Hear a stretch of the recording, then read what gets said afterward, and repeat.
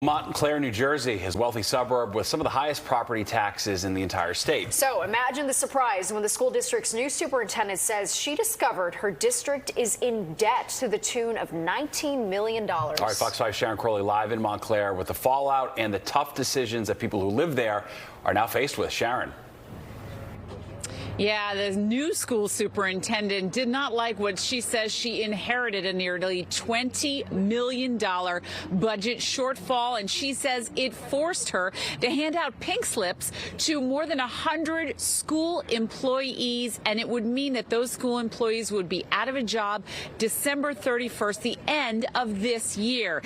Now, as you mentioned, this affluent suburb is a place that families move to because of the outstanding public schools here in Montclair. These cuts would be to non-tenured teachers, paraprofessionals, as well as security and administrative staff, I should say. And it's what's really making some parents and students and teachers upset. I spoke with two members of the union and the PTA president. Here's what they had to say. I think it's years of financial mismanagement. The Board of Education failed to act. They were made aware of this for years and chose to kind of bury their heads in the sand and not address the problem. It's not a surprise. It was avoidable. As a union leader, I want my members to have their jobs that they rightfully have earned and deserve to be here. Cutting a district school budget in the middle of the year is much harder than cutting it in the beginning of the year because you're halfway through the year and half the money is spent. So there would really be draconian cuts if this went forward on January 1st.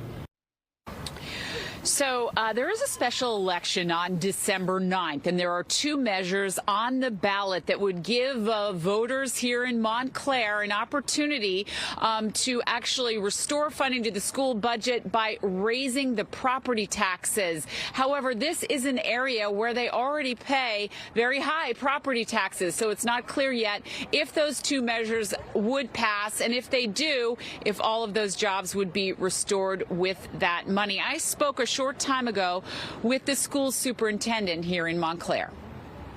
I have a commitment to the community to ensure that we're exercising fiscal responsibility and putting us in the right path in order for us to avoid having this problem in the future. There were some level of mismanagement. So one of the things that we've often said is that services continued for students.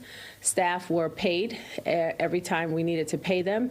It was a lot of overspending and under budgeting that year after year after year sort of built up this snowball of debt. So, as I said, it'll be up to voters to decide in December on that special election whether or not they want to raise their own property taxes to bail out the school district's budget here.